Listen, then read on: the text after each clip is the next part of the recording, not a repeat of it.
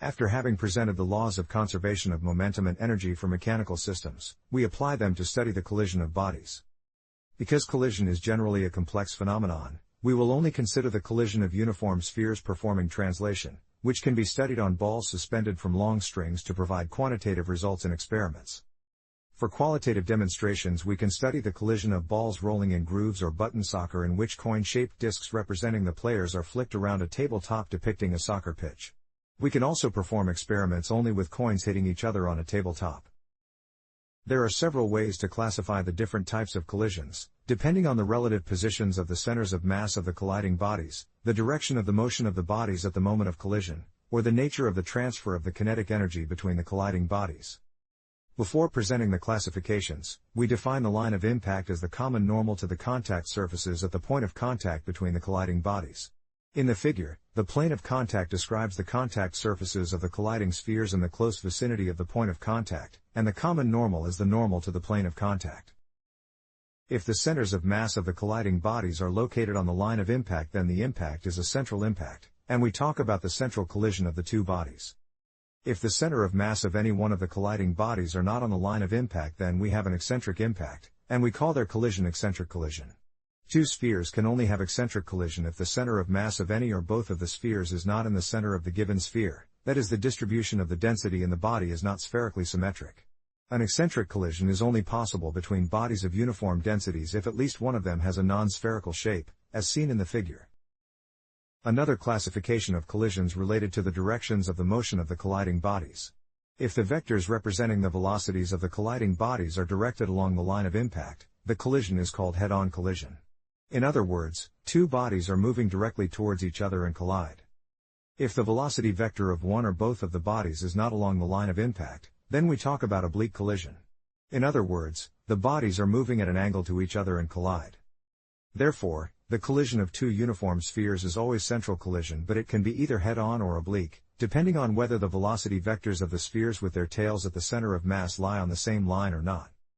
These two types of classification of collision are related to the geometric properties of the colliding bodies together with their kinematic initial conditions. The third type of classification, based on the nature of the energy transfer between the colliding bodies, needs more insight into the process of collision. The time of collision is normally very short, and its duration and the forces exerted in the collision during this time cannot be determined without a complicated measurement process. In order to avoid the difficulties related to such measurements, we will ignore the details of the process of collisions, and focus only the states of the colliding bodies before and after collision. We observe two spheres of masses m1 and m2 approaching each other with the velocities v1 and v2, let collide them, and determine their velocities v1' and v2' after the collision. Here the initial data is given by the velocities v1 and v2, where the impact can be central head-on or central oblique. We only give a brief explanation on what is happening during the short time of collision to interpret the energy exchange in the system formed by the colliding spheres, but we do not go into further details. The aim is to calculate the velocities v1' and v2' of the spheres after the collision based on the initial data and the masses of the colliding bodies, and examine their values related to the energy exchange. As external forces acting on bodies during their collision are generally negligible compared to the internal forces arising in the colliding bodies, we can treat the pair of these bodies as a closed system. In general, we can approximate any collision of bodies as a process in a closed mechanical system for which the law of conservation of momentum holds. That is, the total momentum of the spheres before the collision is equal to their total momentum after the collision, or the mass m1 times the velocity v1, plus the mass m2 times the velocity v2, is given by the mass m1 times the velocity v1', plus the mass m2 times the velocity v2'. We need to take into account that in the first half of the collision process the spheres start to deform and change their shapes till the component of their relative velocities in the direction of the line of impact becomes zero. Such a deformation can be illustrated by colliding laboratory carts with springs attached to their front, where at the collision of the cart some amount of the kinetic energy of the system is converted into the work related to the deformation of the compressed springs. Such conversion between kinetic energy and work producing the deformation happens to the colliding spheres as well. If in the second half of the collision process both the spheres return to their original shape and size, as in the case of the springs attached to the carts, and the system completely regains the amount of kinetic energy lost in the process of deformation, then we talk about the limiting case of an ideal collision and call it perfectly elastic collision. As a result, we can apply the law of conservation of energy in a perfectly elastic collision, stating that the kinetic energy of the system remains the same before and after the collision. The other limiting case of the collision is when the bodies stick together and the deformation caused by the collision is permanent, that is, the bodies cannot return to their original shape and size. We call this case perfectly inelastic collision, where the normal components of the velocities of the two bodies are equal after the collision. Here the work energy theorem does not hold, since the work done producing the deformation cannot be converted back to kinetic energy. We start the study of the special cases of the collision of the two uniform spheres with perfectly elastic head-on collisions. As already seen, the law of conservation of momentum holds for any collision whether it is elastic collision or not, and it states that the mass m1 of the first sphere times its initial velocity v1, plus the mass m2 of the second sphere times its initial velocity v2, is equal to the mass m1 times the velocity v1 prime of the first sphere after the collision, plus the mass m2 times the velocity v2 prime of the second sphere after the collision. Because the collision is perfectly elastic, the total kinetic energy of the spheres does not change, that is, the law of conservation of energy also holds, which states that 1/2 times the mass m1 times the square of the velocity v1, plus 1/2 times the mass m2 times the square of the velocity v2, is equal to 1/2 times the mass m1 times the square of the velocity v1 prime, plus 1/2 times the mass m2 times the square of the velocity v2 prime. In the case of a head-on collision, all the velocity vectors lie on the line of impact, and we can direct the x-axis of a coordinate system along this line. Because the centers of mass of the spheres move along the x-axis, the vector equation written for the conservation of momentum can be reduced to a scalar equation with the x components of the velocity. However, the scalars v1 and v2 will not denote the magnitude of the vectors along the x-axis. They can be either positive or negative depending on the direction of the motion of the spheres. Any of the scalars will be positive if the corresponding sphere moves in the direction of the x-axis, and negative if it moves in the opposite direction. Then the equation obtained from the law of conservation of momentum states that the mass m1 times the difference between the velocity v1 prime and the velocity v1, is equal to the mass m2 times the difference between the velocity v2 and the velocity v2 prime. Similarly, the law of conservation of energy gives the equation stating that the mass m1 times the difference between the square of the velocity v1 prime and the square of the velocity v1, is equal to the mass m2 times the difference between the square of the velocity v2 and the square of the velocity v2 prime. Here we can use the algebraic identity stating that a squared minus b squared is equal to the product of a plus b and a minus b. If we divide the last equation by the scalar equation derived from the law of conservation of momentum, then we obtain the equation stating that v1 plus v1 prime is equal to v2 plus v2 prime, or the difference between v1 prime and v2 prime is equal to the difference between v2 and v1. We can express the velocity v2 prime as v1 prime plus v1 minus v2, and substitute it into the first scalar equation. By moving v1 prime into the left-hand side of the equation and v1 into the right-hand side, we obtain an equation stating that the sum of m1 and m2 times v1 prime is equal to 2 times m2 times v1, plus the difference between m1 and m2 times v2. Then the velocities after a perfectly elastic head-on collision are the following.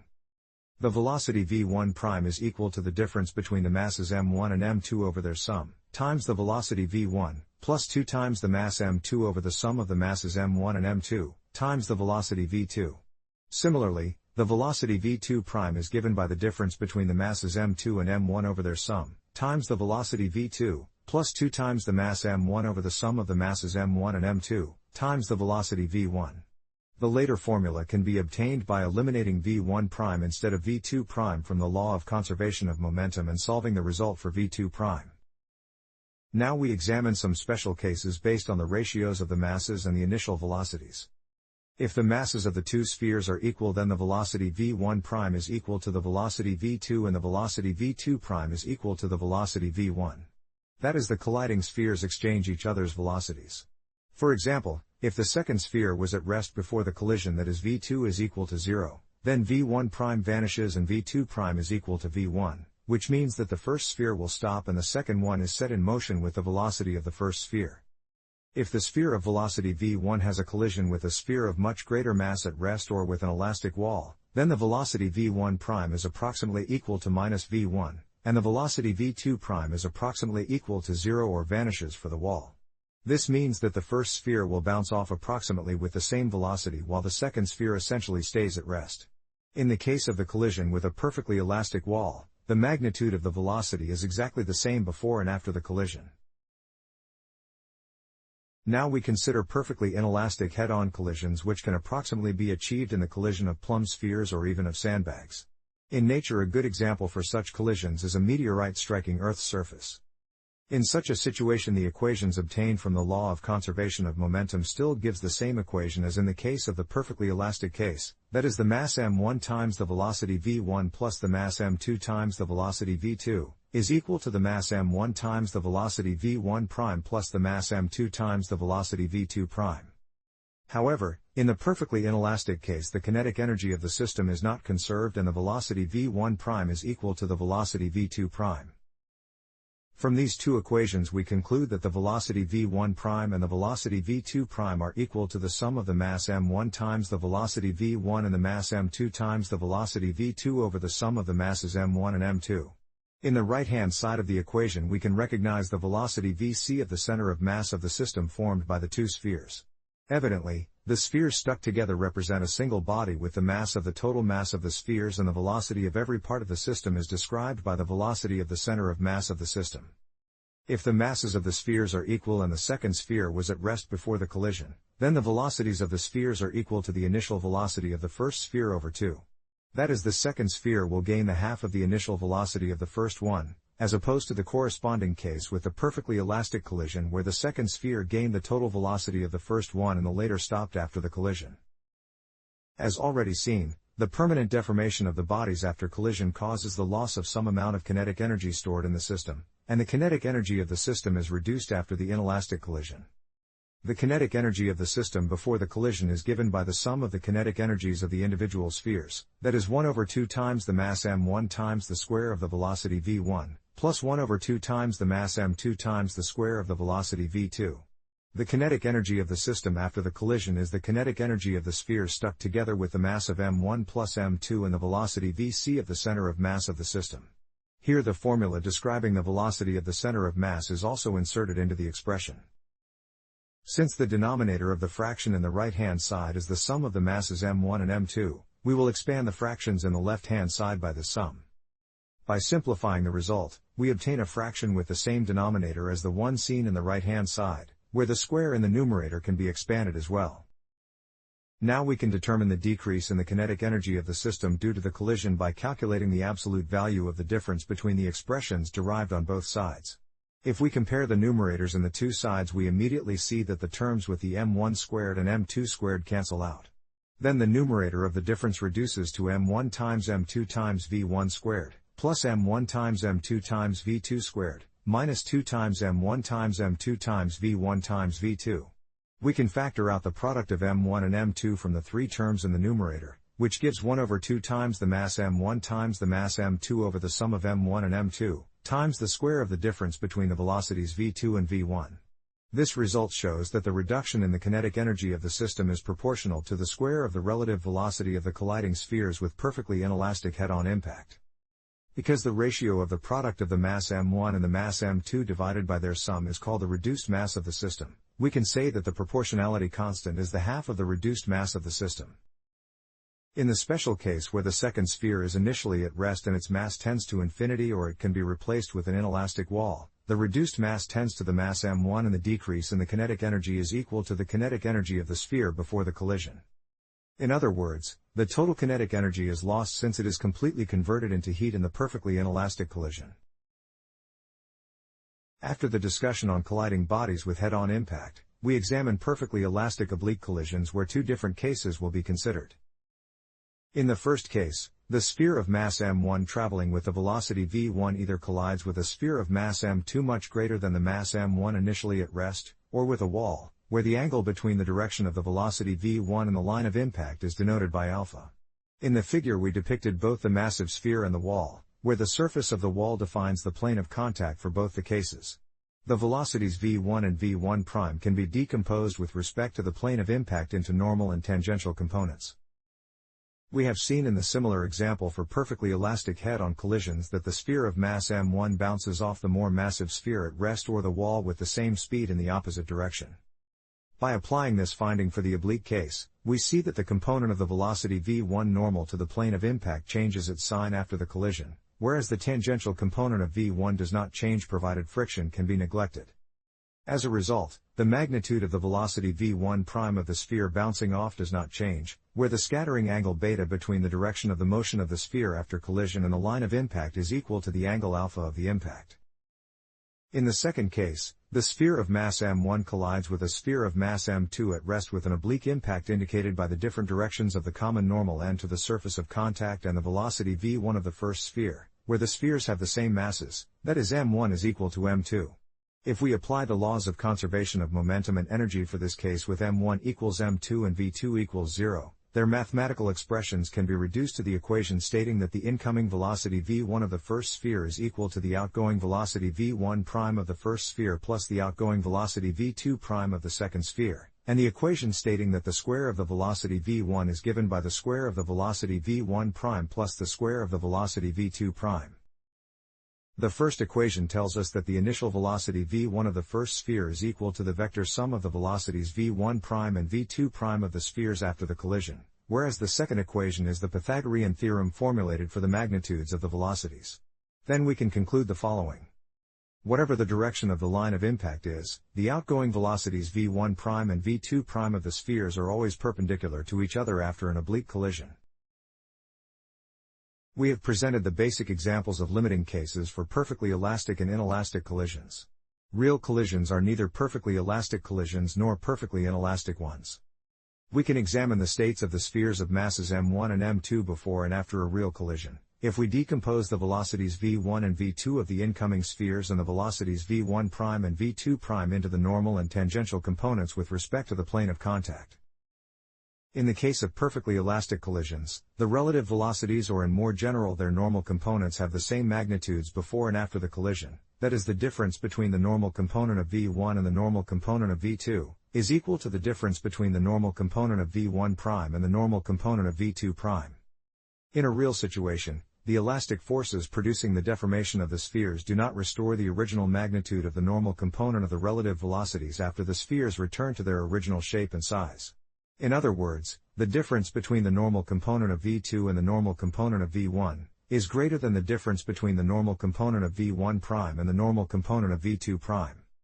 The ratio of these differences defines the coefficient E of restitution, which is one of the characteristics of the material properties of the colliding bodies, and it is independent of their velocities at least in first order. By definition, this coefficient is between 0 and 1.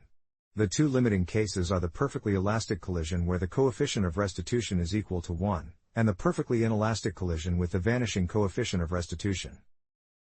The table shows the results obtained in the measurements of the coefficient of restitution for a pair of colliding spheres made of different materials. This coefficient, as a measure of the elasticity of the collision, shows that the collision of glass or ivory spheres is very elastic, whereas a pair of lead spheres mentioned as an example before has a rather inelastic collision. In the case of the real head-on collision of a sphere of mass m1 traveling with the velocity v1 and a sphere of mass m2 at rest, the law of conservation of momentum still holds, stating that the mass m1 times the velocity v1 is equal to the mass m1 times the velocity v1 prime plus the mass m2 times the velocity v2 prime. Because some amount of kinetic energy is converted to heat in a real collision, that is, the colliding spheres do not form a conservative system, the law of conservation of energy does not hold here.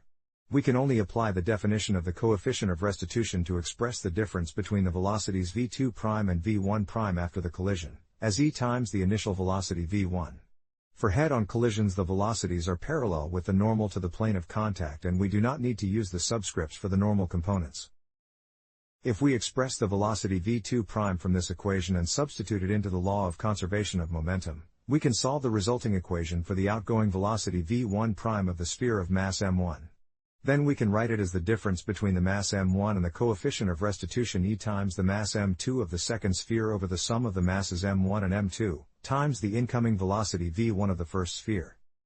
By inserting this expression into the definition of the coefficient of restitution, we can express the velocity v2' of the sphere initially at rest as 1 plus e times the mass m1 over the sum of the masses m1 and m2, times the velocity v1. Now we consider an example already seen in the discussion on the ideal limiting cases, where the mass m1 of the first sphere is negligible compared with the mass m2 of the second sphere, or we simply replace the second sphere with a wall described by the mass m2 that tends to infinity. As a result, the velocity v1' of the sphere bouncing off the more massive sphere or the wall, is equal to minus the coefficient of restitution e times the incoming velocity v1, whereas the velocity v2' still vanishes. Here the first formula tells us that the incoming velocity of the sphere is reduced by a factor that is the coefficient of restitution after the collision. We can apply this formula for a ball dropped from the height h1 hitting any horizontal surface to calculate the maximum height h2 that the ball can reach after bouncing back. In the study of free fall, we saw that the ball has the velocity v1 given by the square root of 2 times the magnitude of the gravitational acceleration g times the height h1 when it hits the horizontal surface. Then the velocity v1' of the ball bouncing back is equal to the coefficient of restitution times the velocity v1, and the ball bounces back to the height h2 given by the square of e times v1 over 2 times g.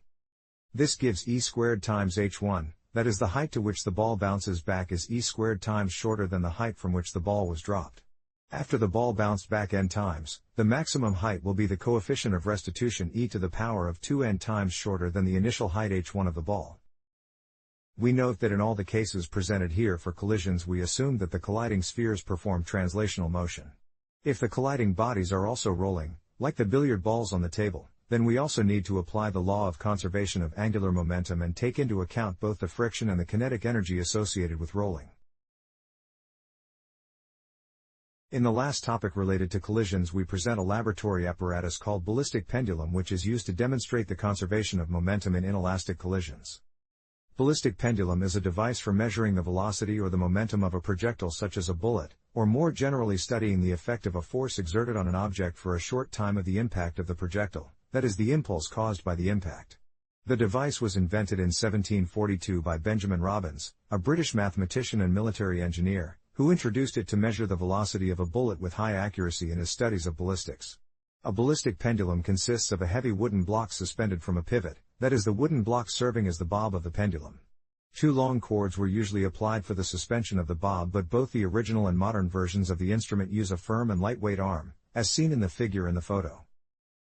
If a projectile of mass m1 traveling with the velocity v1 in a horizontal direction strikes the wooden block of mass m2 and penetrates the bob, then the bob with the bullet swings back in an arc around the pivot. Then the horizontal and vertical distances of the wooden block at the turning point of the swing measured from its initial position are denoted by the length x1 and the height h respectively. The law of conservation of momentum can be applied for the inelastic collision of the projectile and the bob, stating that the mass m1 of the projectile times its velocity v1 is equal to the sum of the masses m1 and m2 times the velocity vc of the center of mass of the system formed by the two objects. By measuring the velocity vc of the bob after the collision we can determine the velocity v1 of the projectile moving much faster.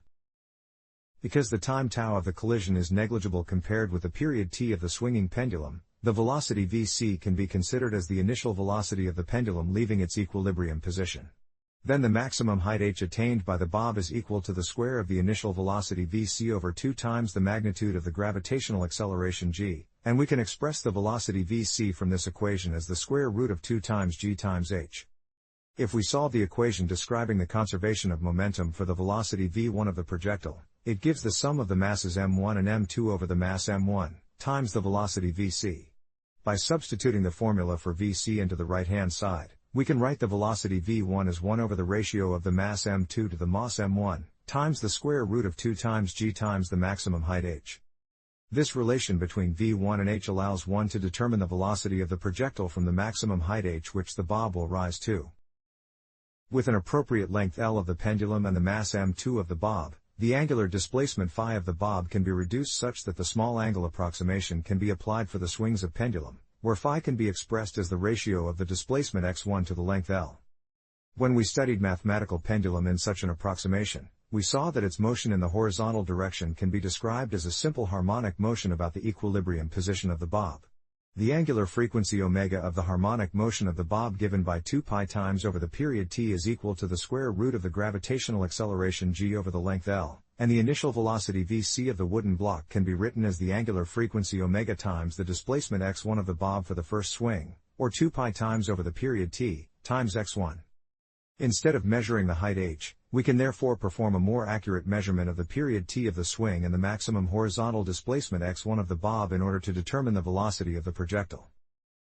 Ballistic pendulum can also be used to measure the impulse caused by the impact of the projectile. In general, if a horizontal force F is applied on a pendulum of mass m for a time tau much shorter than the period t of the pendulum, then the impulse J defined by the integral of the force F over the time tau with respect to the time t is equal to the mass m times the velocity vc of the pendulum, that is the momentum gained by the bob under the influence of the force. In the case of the ballistic pendulum, the total mass m of the pendulum is just the sum of the mass m1 of the projectile and the mass m2 of the bob. By inserting the expression obtained for the velocity from the approximation using simple harmonic motion, we can write the right-hand side as the mass m times the angular frequency omega, times the maximum horizontal displacement x1 for the first swing of the bob. As we can see, the impulse J is directly proportional to the maximum displacement x1, where the proportionality constant is equal to the mass m of the pendulum times the angular frequency omega for the first swing of the bob. This proportionality constant describing the impulse per unit displacement can be interpreted as the sensitivity of the ballistic pendulum in the measurement of the impulse transferred by the force F. Ballistic pendulums can be used to measure the force F as well. In the case of the small angle approximation for the swing of the bob, we can assume that Hooke's law holds, stating that the horizontal restoring force F driving the bob back to its equilibrium position is equal to minus k times the displacement x of the bob. The constant k for the pendulum can be written as the mass m of the bob times the gravitational acceleration g over the length L of the pendulum, where the ratio of g to L is equal to the square of the angular velocity omega. If the constant force F now represents the impact of the projectile on the bob producing a given displacement x governed by Hooke's law, then this force can be written as the constant k times the displacement x of the pendulum. Because the constant k is equal to the mass m times the square of the angular velocity omega, it is also given by m times the ratio of 4 pi squared to the square of the period t. Here k or m times omega squared describing the force per unit displacement can be interpreted as the sensitivity of the ballistic pendulum in the measurement of the force F. By comparing it with the sensitivity of the measurement of impulse, we see that the sensitivity of measurement of force is given by the angular velocity omega times the sensitivity of the measurement of impulse. As an example, let us suppose that the length L of the pendulum is equal to 1 meter and its bob has a mass of 1 kilogram. Then the period t of the pendulum is given by about 2 seconds. As a result, the constant k is equal to 10 Newton per second and the sensitivity given by m times omega is equal to 3.2 Newton second per meter. For a projectile striking the bob and producing the maximum displacement x1 of 0.1 meter of the pendulum, the impulse J is equal to 0.32 Newton second, whereas the velocity of the projectile is given by 0.32 meter per second.